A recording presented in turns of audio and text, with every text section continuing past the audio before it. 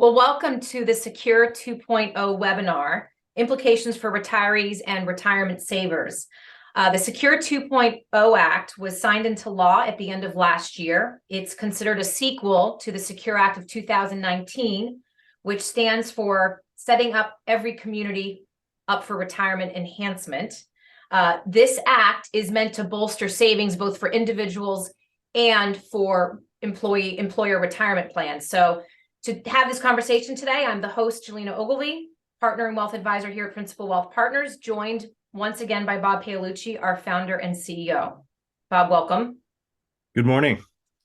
So one of the issues that we're already finding with the Secure 2.0 Act is there were 100 provisions in this act. There's a lot to go through. We clearly can't do that today. And so the idea was to highlight maybe the 5 key features that we believe impact our clients and see if we can highlight those quickly. And we welcome any questions at the end that others may have on it. Absolutely.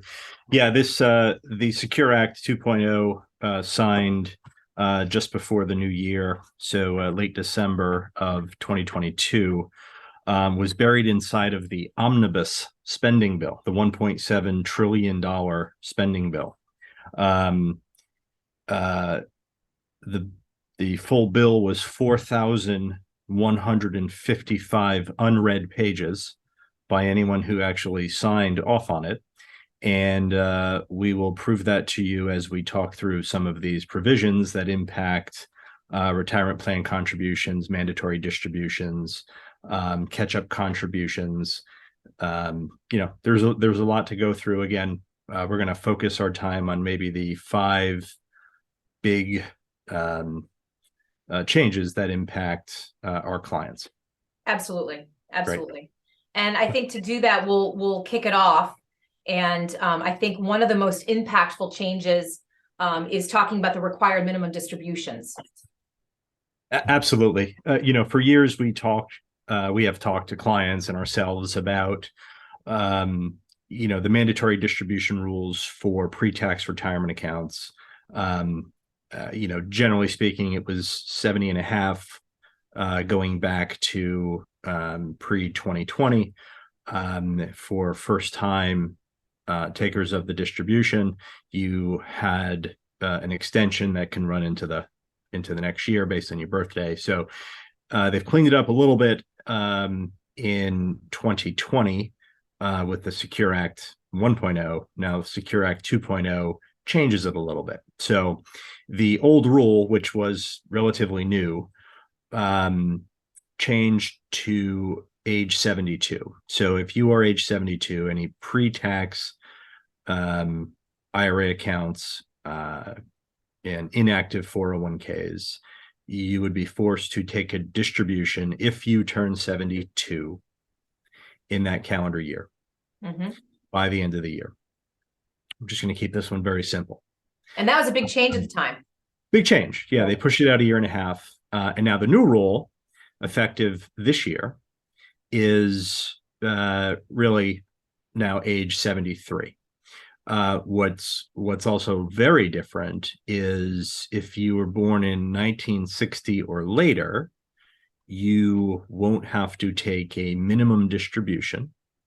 Remember, you can take a distribution from your retirement account, but you're not forced to take a distribution until 75 if you're born in 1960 or later. So that's a pretty significant change.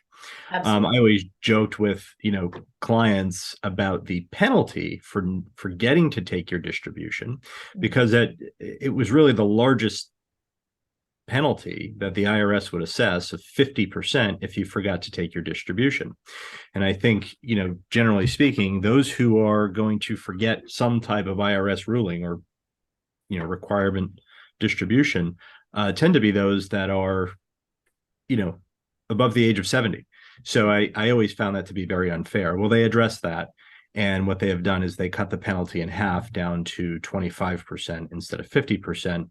And then there are some provisions for a even more reduced penalty, assuming you've made an attempt to correct it. So that is a pretty big change that will impact our clients That will impact our retirement planning tools, our forecasts, how we generate income for clients. Nothing's bad. At the end of the day, you just don't have to take a mandatory distribution. Benefits those who view a distribution as a tax penalty more than anything else.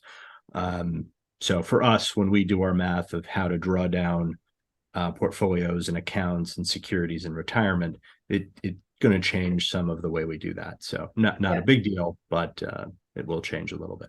Absolutely. And for a firm that's so focused on financial planning, this is a very big consideration. And I think another reason why financial planners can be an important piece of the portfolio. So yeah, we view this as a positive. The beneficiaries of this change really are the ones that don't need the income, therefore the taxation that comes along with the forced income. So it's not a big positive for all. It's not a negative for anybody. Right. Absolutely. So view it that way.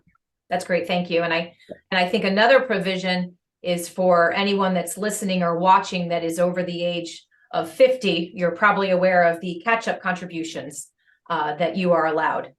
And there are some big changes here. Yeah, we're going to keep it simple. We're just referring to IRA catch-up contributions. There are some new rules around 401k or corporate retirement plans, 401k, 403b, 457 catch-up contributions. Those are very tricky. For now, we're just going to talk about IRA catch-up contributions, which are currently $1,000 for anyone age 50 or older. What they've done is they've added a slight inflation indexing to it. So expect catch-up contributions to increase by a rate of inflation, but probably by no more than $100 here or there. So it's something. It's not that big of a deal, but it is something. I think it's a big step considering that they've never increased it for inflation before, correct? Absolutely. Yeah. And also just to clarify, the $1,000, the catch up is on top of the $6,500 that you are allowed for 2023 to contribute. That's correct. Yeah. Okay, great. Thank you. Moving on, I think we are so fortunate that many of our clients here are charitably inclined. So QCDs, which stand for Qualified Charitable Distributions, are also impacted in this. That's right. So the Qualified Charitable Distribution rule was really set around the required minimum distribution age, 70 and a half, pre-2020. So the new rule still allows people to take a qualified charitable distribution from their retirement account at or above 70 and a half.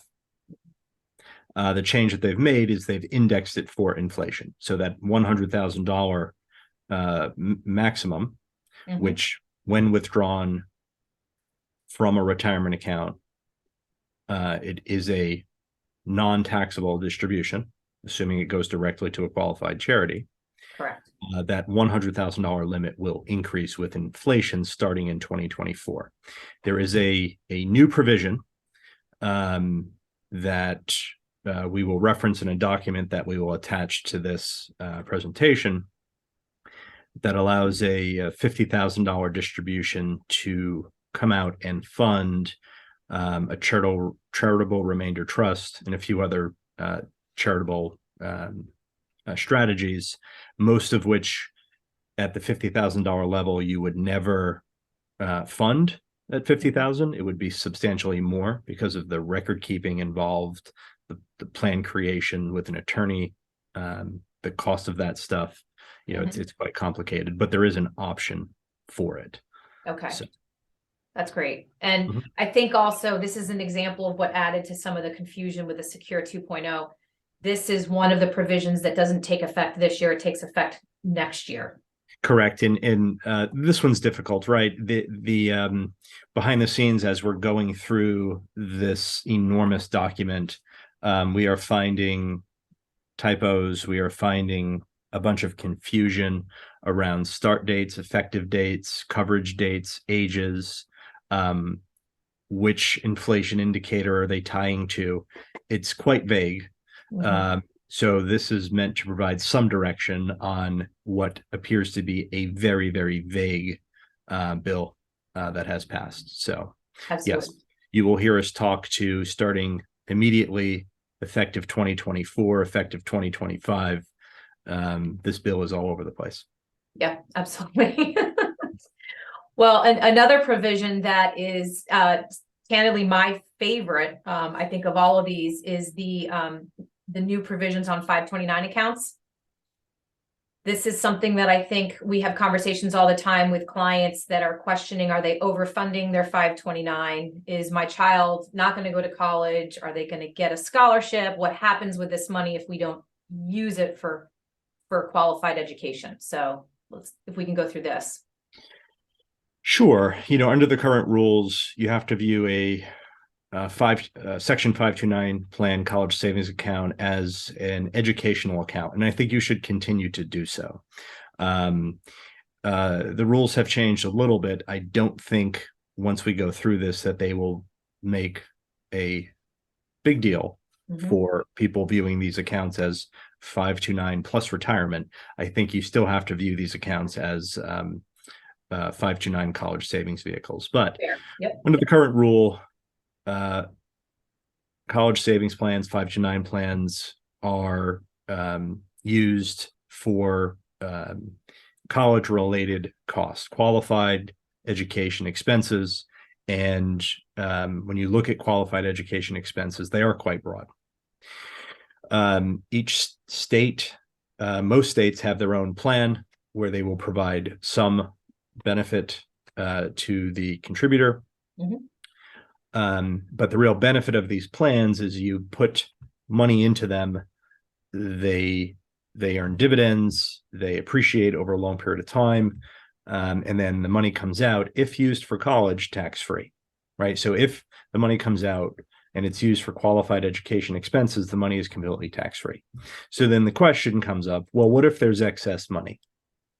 And we won't talk about why there could be excess money, because there are many reasons.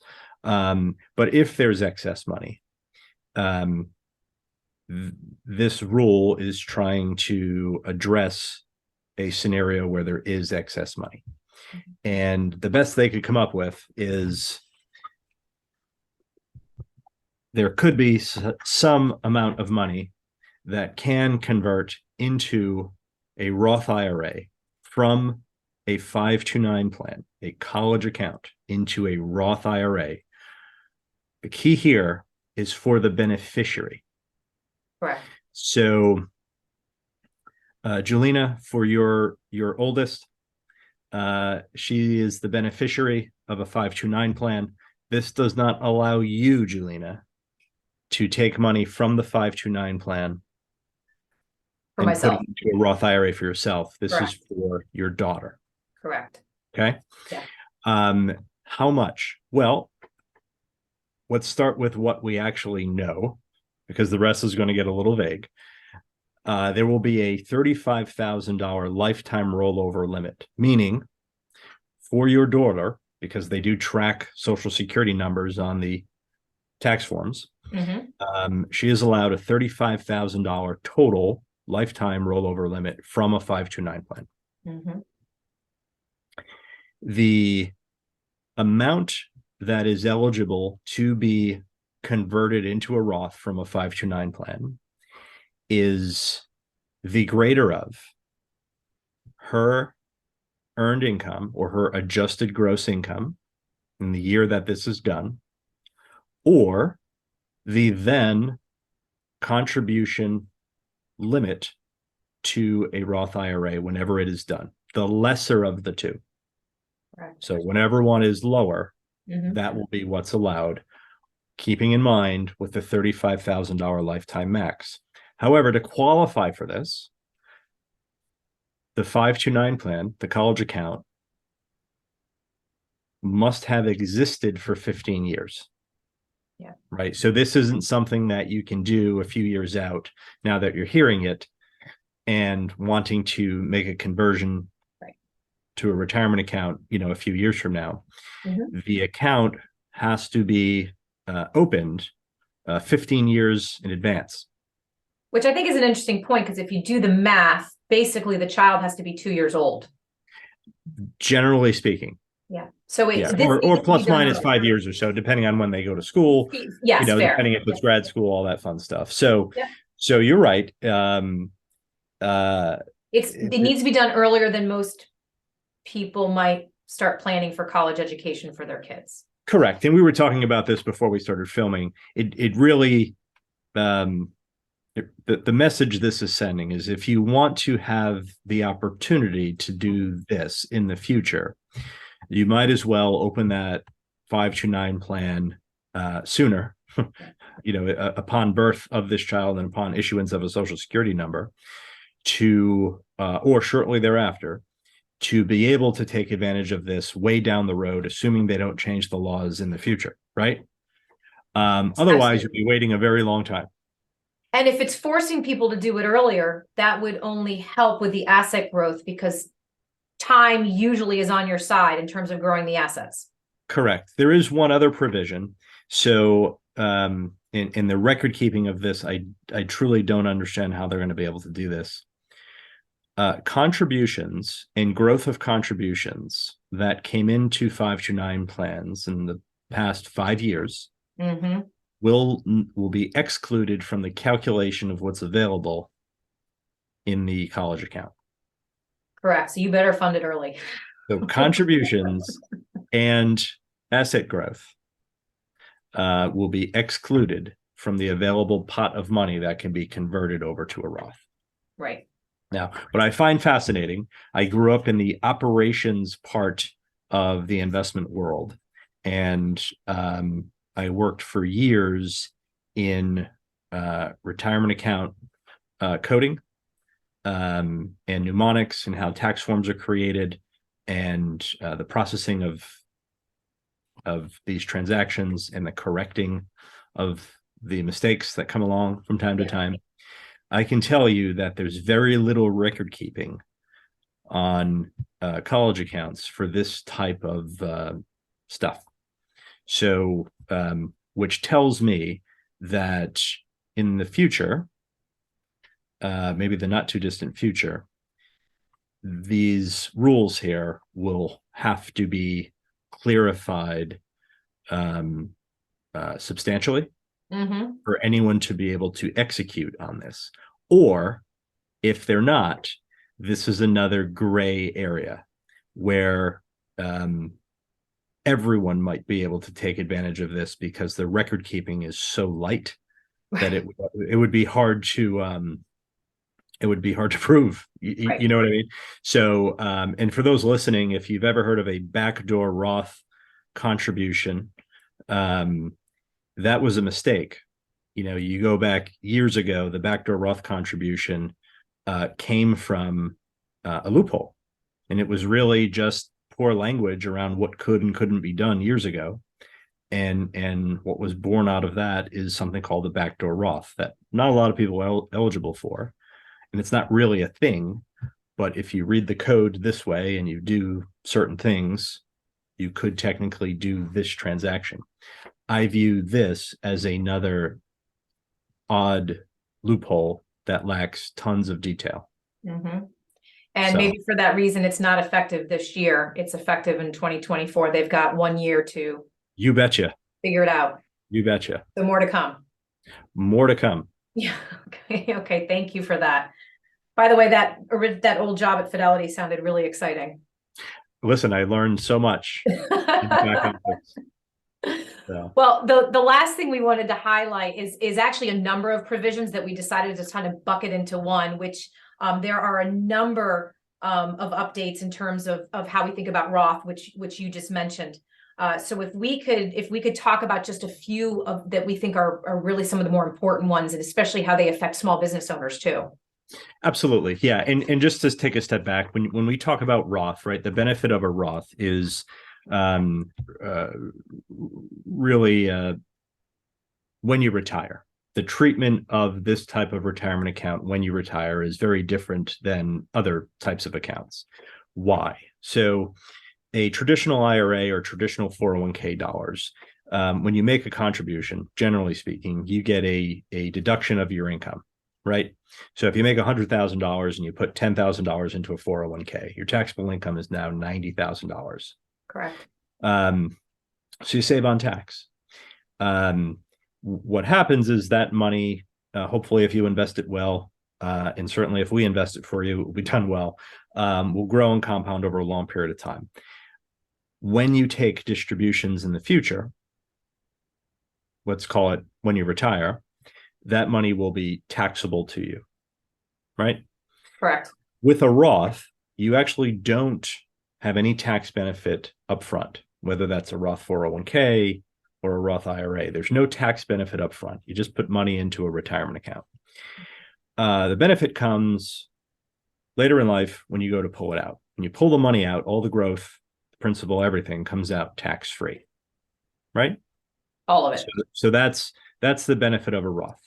There are things that you can do to get money into a Roth subject to income limits, like convert traditional retirement money that hasn't been taxed into a Roth by taxing the money. It's called a conversion.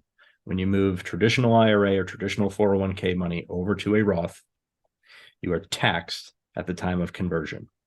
Correct. Then you sort of start the clock on, well, if this grows for a long period of time, I was better off paying the tax now than later. Versus later. Yeah, just a basic concept. So when you hear people talk about Roths, really the benefit is the tax-free distributions that come upon retirement later in life. Nothing up front. All the benefit is at the end. Correct. Okay. Yeah. So, so now, what's new? The availability of Roth inside of a SEP IRA, the availability of a Roth inside of a simple IRA. It's brand new. I can assure you that there isn't a single custodian who has updated their documents to allow Roth SEP or Roth Simple as of yet. Yeah.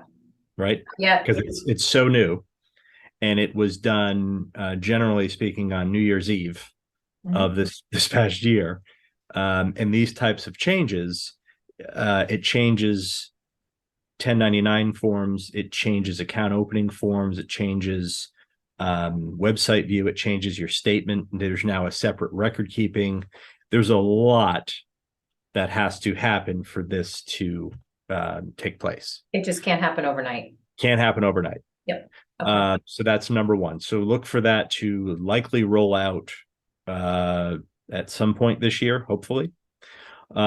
Employers can now match contributions on a Roth basis. So if you work for a big company, when they do their match, ERISA rules have always said that match contributions have to be pre-tax. There's actually a record-keeping bucket behind the scenes for all of this stuff. And the new rule is that employer matches can now go into the Roth bucket, this new bucket, which means there's a new code, which means there's more record keeping, right? Yes. So these changes have to roll out through the industry. This is optional. This is not mandatory, right? Because they know if they made it mandatory, they would have to put a start date of 10 years from now, because there's so much that has to go on behind the scenes for big companies, 401ks, 403bs, 457s, right? It's TSAs, all sorts of stuff. It's a logistical nightmare. Absolutely. But there is an option for employers to make matching contributions in a Roth. That is new. Okay. Required. So catch-up contributions can also be made in a Roth. That's also new. And there are no mandatory distributions required on Roth 401ks. So again, these are all record-keeping issues that have to be updated throughout the custodian world, throughout the record-keeping world for all these provisions. and we'll likely start to see that sometime this year. So if you're listening and you're still working, you may or may not be able to do any of this yet. It's Absolutely. coming at some point this year. There are no dates on any of these things. It's a suggestion. It's optional. So Yeah. And I think this page is a great indication as well that it has just created more options for employees and how they should be investing in their plan, which always creates, from a financial planning standpoint, a lot of questions around what is the best for that individual. So I think these are important to at least be aware of. That's right. And to consider. So thank you for going. Yeah, and there are many other changes, but those changes impact not so many people. So that's why we chose not to cover them, at least in this video. We will have a piece attached to the video that we send out that will cover more of the bill in a little bit more detail.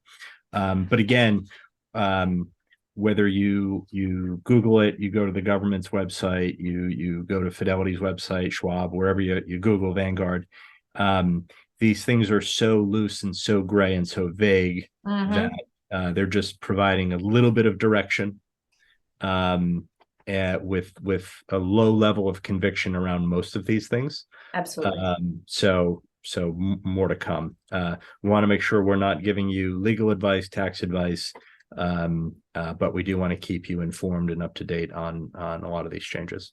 Yeah, for sure. Hopefully that this webinar is at least giving everyone an idea that we have been paying attention to this. We're aware. There is going to be more to come, but we are happy to have these conversations as we're meeting with our clients, and we are open and here for anyone that has additional questions. Yeah, and these are net positives for savers, for workers, for individuals in retirement. You just have, more options, let's say, and slightly higher limits. So all in all, it's not a negative, it's a positive. It's just a little vague at this point. Absolutely correct. Well, thanks, Bob, again, as always, for the insights. And again, I'll say it, we are here. If you have any questions, please feel free to reach out to any of us at Principal Wealth Partners.